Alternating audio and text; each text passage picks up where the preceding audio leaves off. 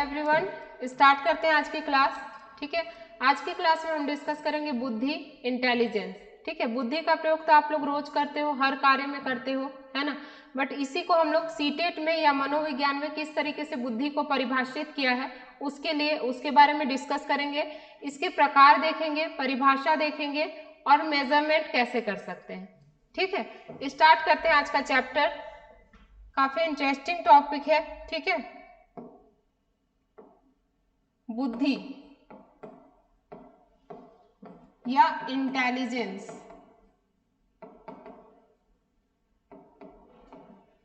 ठीक है, क्या हो सकता है बुद्धि? नॉर्मल वे में आप इसको क्या बोलते हो? किसी का गुण हो सकता है ना, क्वालिटी हो सकती है कि वो इंसान बुद्धिमान है तो वो उसकी क्वालिटी है। ठीक है, योग्यता हो सकता है, किसी कार्य को करने की योग्यता, अगर कोई बुद्धिमान है तो वो अलग अलग कामों को कर पाएगा। ठीक है, या तो क्षमता, जो सही समय में सही तरीके से कर पाएगा तो उसको हम लोग बोलते हैं क्षमता। तो गुण हो सकता है, योग्यता हो सकती है, क्षमता हो सकती है किसी व्यक्ति की, या अगर हम लोग बच्चों के बारे में बात करें तो बच्चों की। ठीक है, उसको हम लोग बोलते हैं बुद्धि या इंटेलिजेंस। ठीक है, तो एक देख लेते हैं इसकी परिभाषा। बुद्धि एक समुच्चय या सार्वजनिक क्षमता है।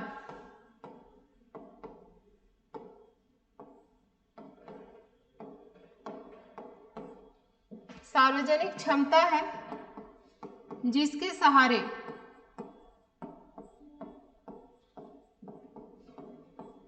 सहारे व्यक्ति क्या करता है? उद्देश्यपूर्ण क्रिया करता है।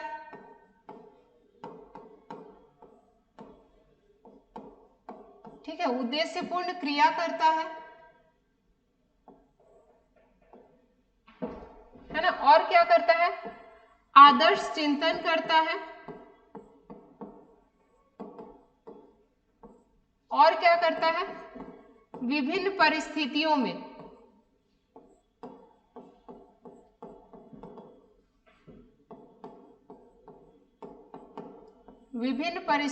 में वातावरण के साथ समायोजन करता है।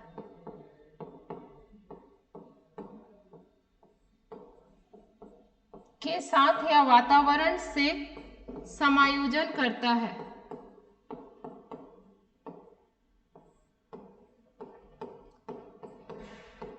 ठीक है, समायोजन का मतलब होता है एडजस्टमेंट। ठीक है, तो बुद्धि किसी का गुण हो सकता है, योग्यता हो सकती है, क्षमता हो सकती है। कोई भी आप इजी काम कीजिए, डिफिकल्ट काम कीजिए, कोई तर्क वितर्क करिए, सोचिए, सब में हमको क्या चाहिए? इंटेलिजेंस चाहिए, बुद्धि चाहिए। ठीक है, तो बुद्धि की परिभाषा हम लोग देख रहे हैं तो सामोच्च प्रक्रिया है, मतलब बहुत सारी योग्यता का योग है। एक चीज को बुद्धि नहीं बोल सकते या एक कारक इसके लिए नहीं है, बहुत सारे कारकों का योग है। ठीक है, सब टाइप की योग्यता बुद्धि कहलाती है। तो सामुच्य है बहुत सारी योग्यता का, बहुत सारे कारक का। ठीक है, सार्वजनिक क्षमता है, सबकी क्षमता है। थोड़ी न थोड़ी बुद्धि सब में होगी, किसी में ज्यादा होगी, किसी में कम होगी, लेकिन सार्वजनिक है, सब में होती है। ठीक है, इसका फायदा क्या होता है व्यक्ति को? व्यक्ति क्या कर सकता है? जिसके अंदर बुद्धि है, बुद्धिमान है या बुद्धि की मात्रा ज्यादा है, वो क्या कर सकता है? उद्देश्यपूर्ण क्रिया करता है। ठीक है, जिससे फायदा हो, जो उसके काम आए, है ना। कोई भी क्रिया कर रहे हैं, फालतू क्रिया कर रहे हैं तो हम उसको बुद्धिमान नहीं बोलेंगे। बट अगर वो उद्देश्यपूर्ण क्रिया कर रहा है, अपने एम तक जा रहा है, किसी पर्टिकुलर काम को कर रहा है और उसका एक परिणाम अच्छा आ रहा है, तो उसको हम लोग क्या बोलेंगे? बुद्धि। ठीक है, तो उद्देश्यपूर्ण क्रिया करता है। और क्या है? आदर्श चिंतन करता है। जैसे सोचते तो सब है, लेकिन कोई सही सोचता है ना, कोई सही सोचता है, योजनाओं के बारे में सोचता है, अपने काम के बारे में सोचता है, अच्छा सोचता है, तो हम उसको बोलेंगे आदर्श चिंतन। ठीक है, और ऊट पटांग की चीजें अगर कोई सोचता है तो उसको हम लोग बुद्धिमान व्यक्ति की श्रेणी में नहीं रखते हैं। ठीक है, तो क्या करता है? वो उद्देश्यपूर्ण कार्य करता है, आदर्श चिंतन, सही सोचता है। ठीक है, विभिन्न परिस्थिति में, चाहे वो अच्छी हो या खराब हो, ठीक है, अच्छी हो या खराब हो, अनुकूल हो या प्रतिकूल हो। ठीक है, अगर हम लोग कोई काम शुरू कर रहे हैं तो बाधाएं भी आएंगी ना, तो बाधा के भी टाइम में वो क्या करता है? वातावरण के साथ या फिर उस काम के साथ एडजस्टमेंट करता है, समायोजन करता है। ठीक है, जो भी बुद्धिमान व्यक्ति है। तो इसीलिए बुद्धि क्या है, बुद्धि एक क्या है, क्षमता है। कैसी क्षमता है, तो सामुच्च या सार्वजनिक क्षमता है। इसमें व्यक्ति क्या क्या कर सकता है, इसके सहारे, किसके सहारे कर रहा है, बुद्धि के सहारे। ठीक है, बुद्धि की हेल्प से व्यक्ति उद्देश्य पूर्ण क्रिया कर सकता है ना, अपने एम को पा सकता है, अपने उद्देश्य को पूरा कर सकता है। ठीक है, आदर्श चिंतन कर सकता है, अपनी सोच को अच्छा बना सकता है, अपनी सोच को प्रभावकारी बना सकता है। ठीक है, विभिन्न परिस्थितियों में वातावरण के साथ समायोजन कर सकता है, एडजस्टमेंट कर सकता है। ठीक है, बुद्धि की हेल्प से। अब देखिए बुद्धि के प्रकार, ये हो गई एक परिभाषा। ठीक है, सबको समझ में आ ही गया होगा, है ना।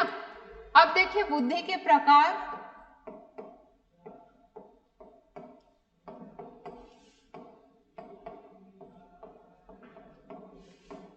Types of intelligence.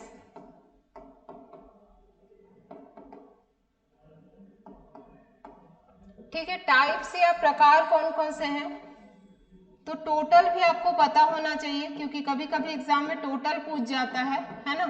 तो टोटल 3 है, 3 है।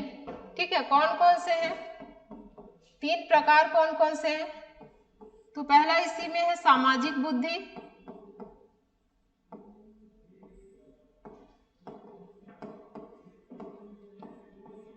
इसको हम लोग बोलते हैं सोशल इंटेलिजेंस।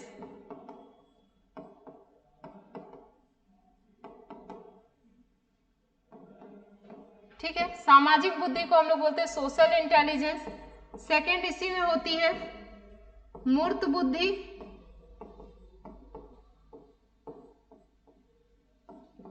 कॉन्क्रीट इंटेलिजेंस,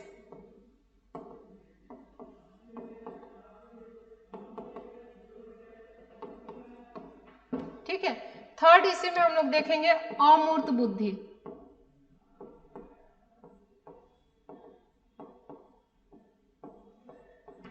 इसको बोलते हैं एब्स्ट्रैक्ट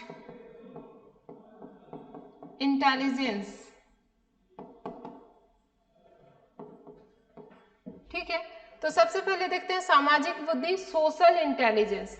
तो अगर आप सोशल रिलेशन बनाने में, ठीक है, अपनी फैमिली से, अपने सोसाइटी से, अपने दोस्तों से, सहयोगियों से, टीचर से, या फिर अपने जो भी सहयोगी छात्र हैं, जितने भी आप लोगों से जो भी संपर्क बना रहे हो, है ना, लोगों से काम कराने में, लोगों का हेल्प करने में जो भी आप योग्यता यूज कर रहे हो, वैसी बुद्धि क्या कहलाएगी, सामाजिक बुद्धि या सोशल बुद्धि। ठीक है, सोशल इंटेलिजेंस। ठीक है, सेकंड इसी में है मूर्त बुद्धि, कॉन्क्रीट। कॉन्क्रीट में आप क्या करते हो, जो भी आप सोचते हो, जो आप देख के सोचते हो।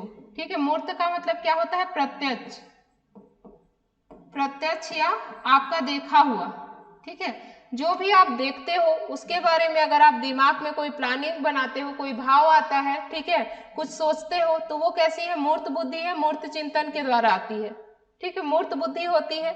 अमूर्त बुद्धि क्या है, जो नहीं है, इसमें आ जाएगा कल्पना,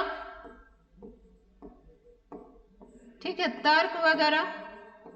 ठीक है, जो नहीं है उसके बारे में सोचना एब्स्ट्रैक्ट होगा, अमूर्त चिंतन कहलाएगा, अमूर्त बुद्धि। तो 3 प्रकार की होती है, एक तो हम लोग रिलेशन बनाने में यूज करते हैं, दूसरा जो हम लोग देख के चीजों के बारे में सोचते हैं या अंदाजा लगाते हैं, उससे रिलेटेड बुद्धि, और तीसरी है जो हम लोग बिना देखी हुई चीजों के बारे में कल्पना करते हैं, तर्क करते हैं, या किसी कार्य की पूर्व योजना बनाते हैं। पूर्व योजना, अभी तक वो काम हुआ नहीं है ना, किसी ने किया नहीं है, आप पहले वो इंसान हो जो कर रहे हो, तब जब आप योजना बनाओगे तो उसको अमूर्त बुद्धि कहेंगे। ठीक है, बट अगर किसी ने किया है, कोई एग्जाम्पल है, एग्जाम्पल के बाद आप योजना बना रहे हो तो वो मूर्त बुद्धि है। ठीक है, और अगर किसी की हेल्प लेके योजना बना रहे हो तो वो सामाजिक बुद्धि है, या डिस्कशन के द्वारा योजना बना रहे हो तो वो सामाजिक बुद्धि है। ठीक है, मूर्त बुद्धि है, देख के कर रहे हैं, कोई काम देख के फिर कर रहे हैं, और अमूर्त बुद्धि है जो हमने कभी देखा नहीं है बट फिर भी हम लोग उसको करने की कोशिश कर रहे हैं, तो वो हमारी अमूर्त बुद्धि हो गई। अब देखते हैं बुद्धि संबंधी माप। ठीक है, तो इसको हम लोग बोलते हैं बुद्धि लब्धि।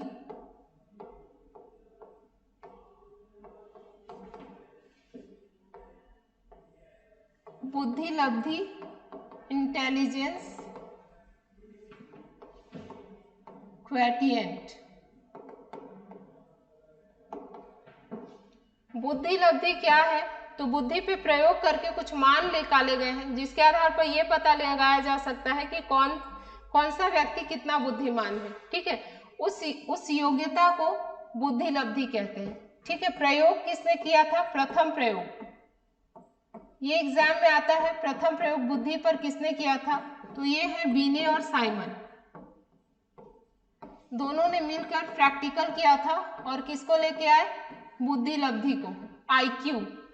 ठीक है, इसी को हम लोग बोलते हैं आईक्यू। क्या फॉर्मूला दिया है? ठीक है, आईक्यू में इन्होंने क्या बताया है? बुद्धि लब्धि में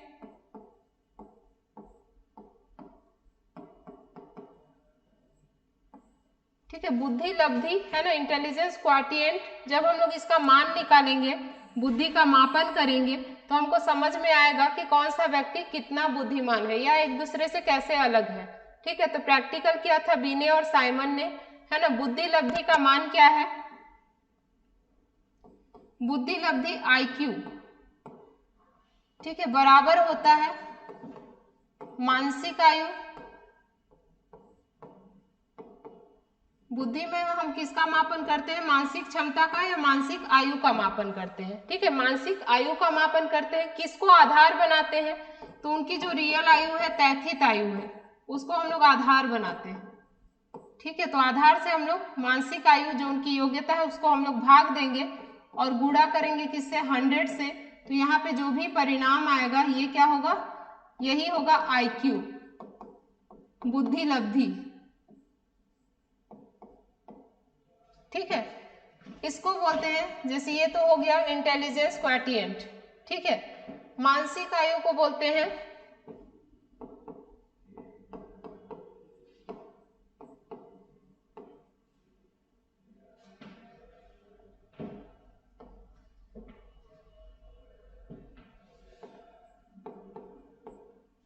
मानसिक आयु, मेंटल एज। ठीक है, और दूसरा होता है तैथित आयु। तैथित आयु को बोलते हैं क्रोनोलॉजिकल एज।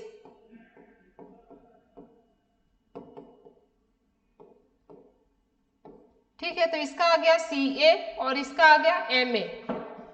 तो यहीं पे मैं इसको डाल दे रही हूं, IQ equal to CA upon MA, या तो ये तो सॉरी MA अपॉन CA।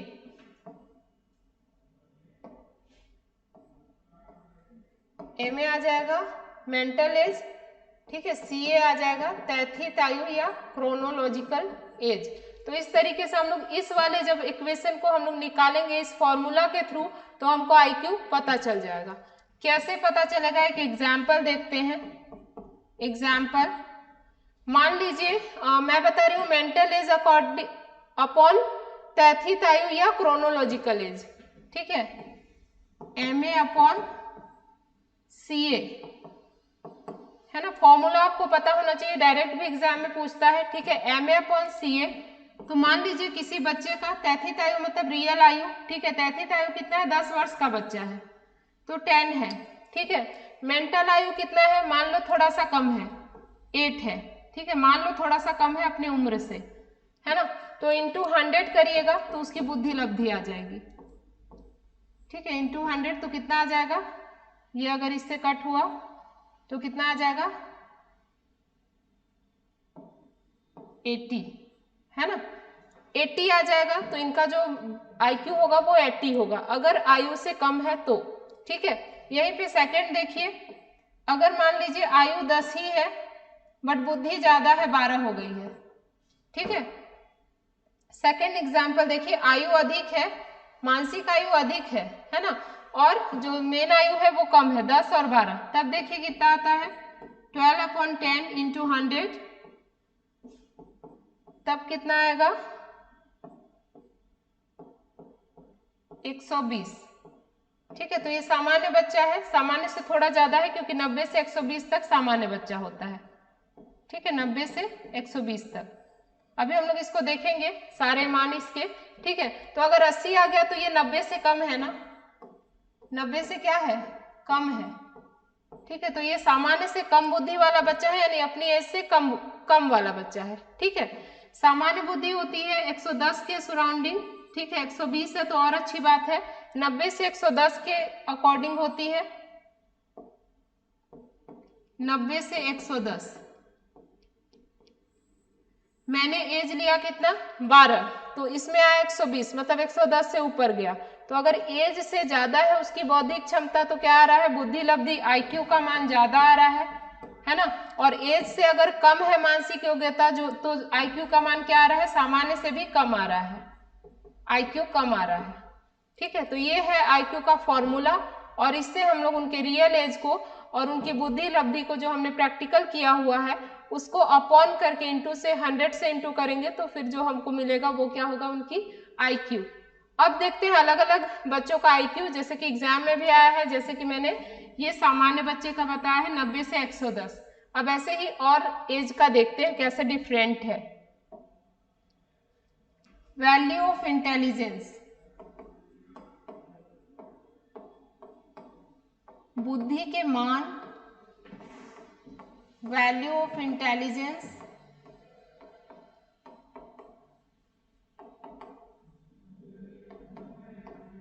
ठीक है, वैल्यू ऑफ इंटेलिजेंस।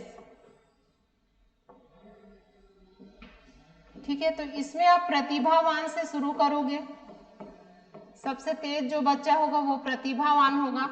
ठीक है, ये होगा 140 से अधिक।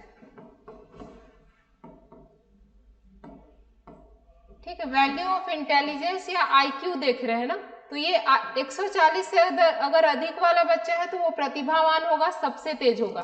ठीक है, सामान्य बच्चे की कितनी होती है, एग्जाम में ये आता है तो ध्यान से इसको देखोगे। ठीक है, सामान्य बच्चे की बुद्धि लब्धि कितनी होती है, 90 to 110। ठीक है, इतना होता है सामान्य बच्चे का, अगर इस बीच है तो। ठीक है, जो सबसे नीचे होता है वो कितना होता है, 20 से कम, कहीं पे आप 25 से कम पढ़ोगे लेकिन उससे नीचे नहीं पढ़ोगे, तो सबसे नीचे 20 होता है। ठीक है,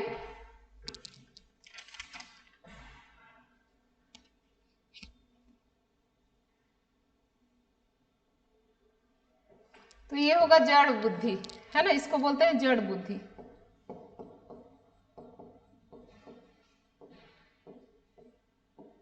ठीक है, 20 से कम होगा तो वो जड़ बुद्धि होगा, मतलब बुद्धि की मात्रा बहुत कम है, वो नॉर्मल कामों को भी नहीं कर पाएगा। ठीक है, सामान्य व्यक्ति है तो 190 से 110 तक होगा। ठीक है, इसी के बाद आ जाएगा श्रेष्ठ बुद्धि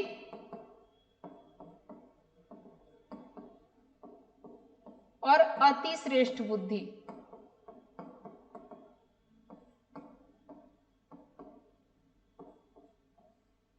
ठीक है, ऐसे दो लोग और आ जाएंगे, इसी बीच इनका भी कुछ मान होगा, 140 तक आएगा। ठीक है, जड़ बुद्धि के बाद आ जाएगा हीन बुद्धि,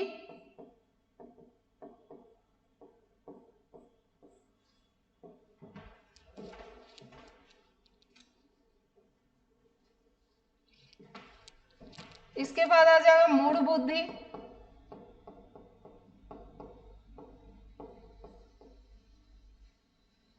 सीमांत बुद्धि और मंद बुद्धि, और मंद बुद्धि।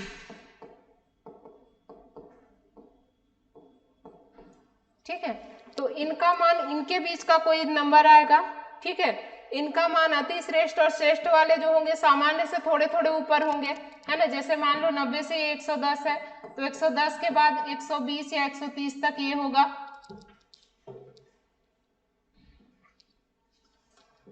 120 तक, है ना, और ये आ जाएगा 120 से 139 तक, फिर 139 से ये शुरू हो जाएगा। ठीक है, फिर इसको 109 कर लेंगे, जहां अकेला मिलेगा 110 होगा, और जब इससे कंपेयर कर रहे हैं तो 109 आ जाएगा। ठीक है, तो 90 से 110 तक है, 10 से 120 तक है, 120 से 139 तक है, और 40 से अधिक है। ऐसे ही ये 20 से कम है ना, मूढ़ बुद्धि,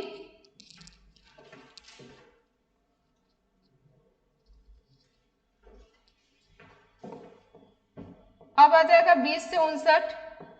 ठीक है, 60 से 69, 70 से 79, ठीक है, और 80 से 89।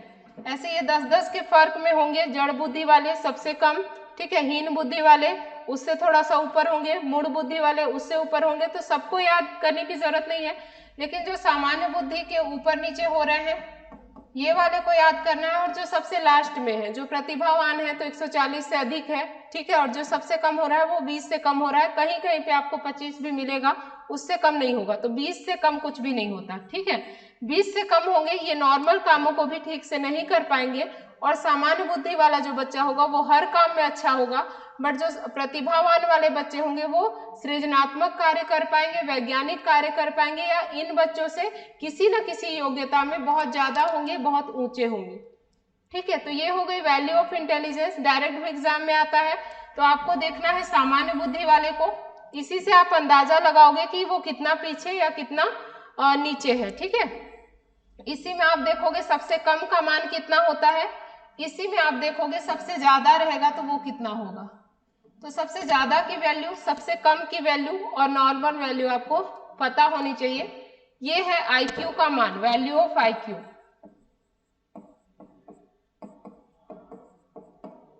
ठीक है। तो खुद से भी हम लोग निकाल सकते हैं, और जो ये टेबल दिया है इसको थोड़ा सा याद रखना चाहिए क्योंकि एग्जाम में डायरेक्ट आता है, ठीक है। तो इस तरीके से आप वैल्यू के मान को याद करेंगे, ठीक है। तो बस इसी के साथ आज का टॉपिक खत्म करते हैं। आई होप आज की क्लास आपको पसंद आई हो, ठीक है। Thank you for watching.